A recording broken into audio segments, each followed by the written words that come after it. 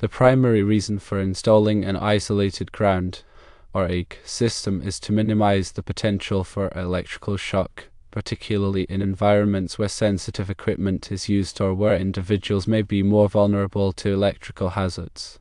These locations often include hospitals, operating rooms, and laboratories, where electrical equipment might come into direct contact with patients or sensitive electronic devices.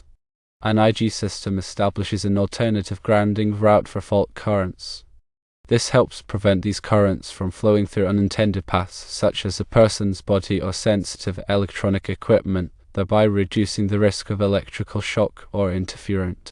Whether an IG system is a worthwhile investment depends largely on the specific application and the level of risk associated with electrical equipment in a given area.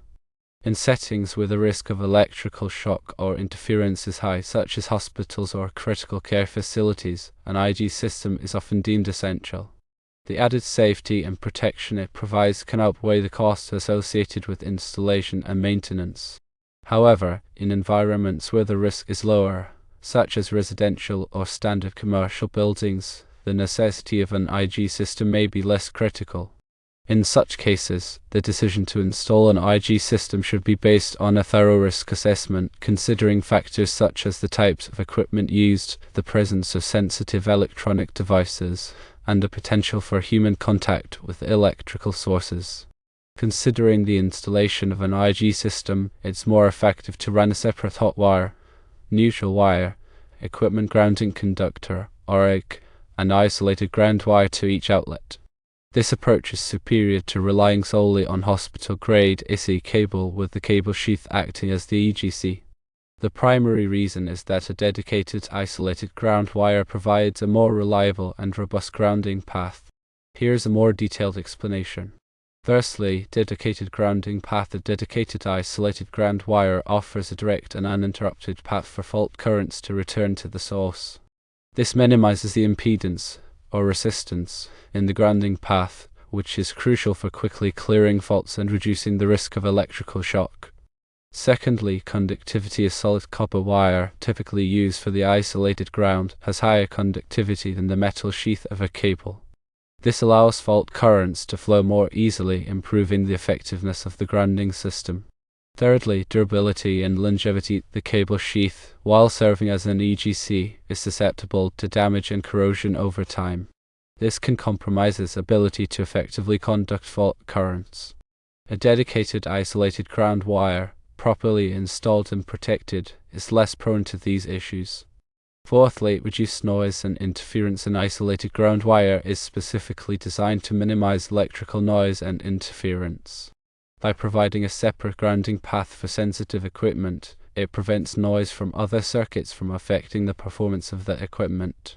Fifthly, ease of troubleshooting and maintenance. With a dedicated isolated ground wire, troubleshooting and maintenance become easier. If there's a problem with the isolated ground, it can be easily identified and repaired without affecting the rest of the electrical system. Sixthly, code compliance. Local electrical codes and standards often dictate the requirements for isolated ground systems, particularly in healthcare facilities and other critical environments. A dedicated isolated ground wire ensures compliance with these regulations. Hospital-grade AC cable can be used as an EGC, and it does provide a level of grounding protection. However, it's not as reliable or effective as a dedicated isolated ground wire for several reasons.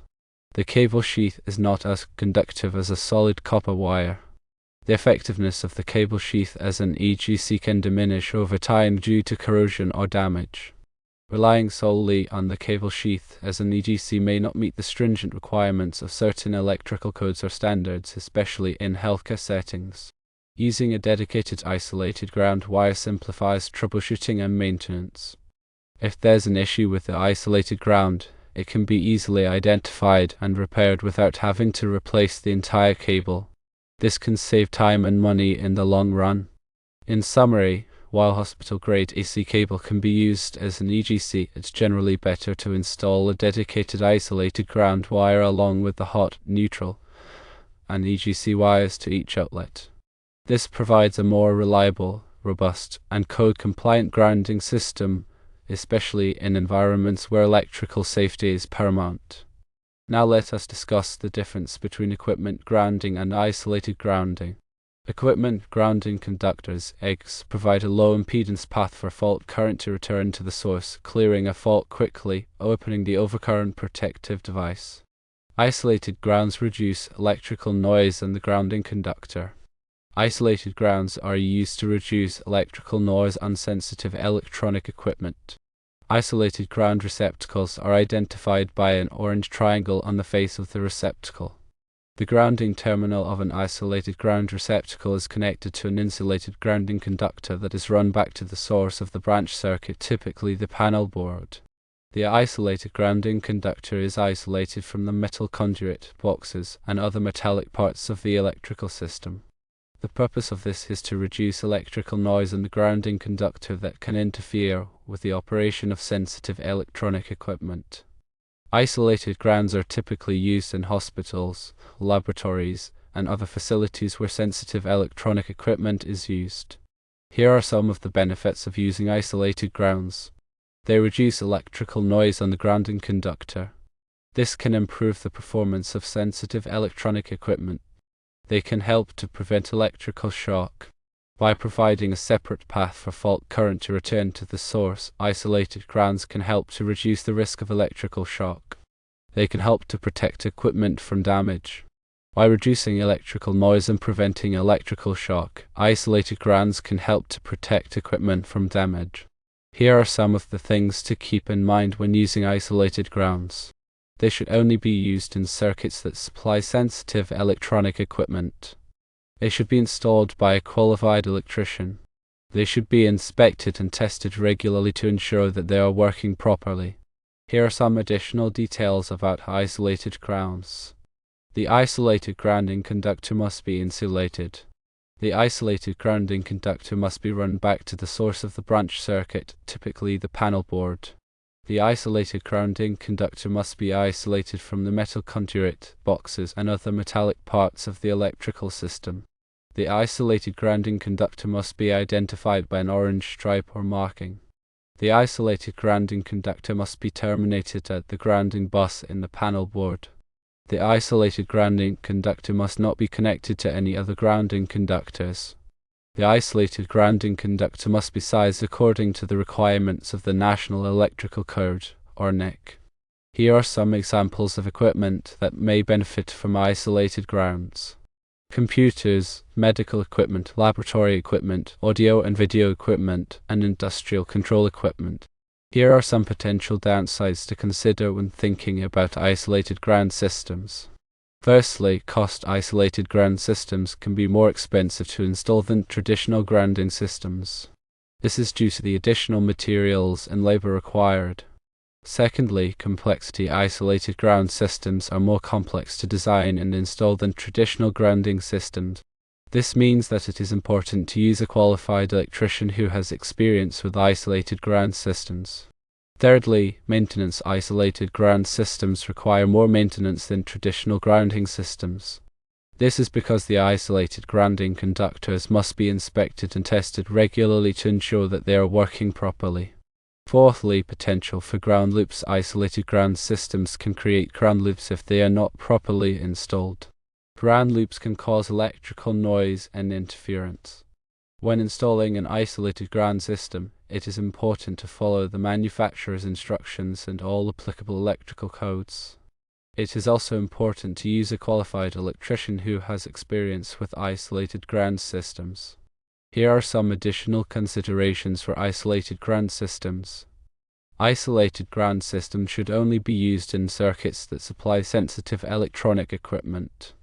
Isolated ground systems should not be used in circuits that supply life safety equipment. Isolated ground systems should be inspected and tested regularly to ensure that they are working properly. If you are not sure whether or not an isolated ground system is right for your application, you should consult with a qualified electrician. In summary, the decision of when and where to use isolated ground systems depends on a variety of factors, including the type of equipment being used, the environment in which it is being used, and the budget. If you are unsure whether or not an isolated ground system is right for your application, you should consult with a qualified electrician. Now, let's consider the NEC requirements for isolated grounding. Section 250.96b of the 2023 NEC addresses the bonding of metal raceways and enclosures containing isolated grounding conductors. It states that where an isolated grounding conductor is installed, any metal raceways and enclosures containing the isolated grounding conductor must be bonded to the building grounding electrode system. This bonding ensures that the metal raceways and enclosures are at the same potential as the earth, which helps to reduce the risk of electrical shock. The bonding connection must be made in accordance with NEC section 250.8. This section specifies the methods for making effective ground fault current paths. Common methods include using bonding jumpers, bonding screws, or other approved means. The size of the bonding jumper must be determined in accordance with NEC section 250.102c.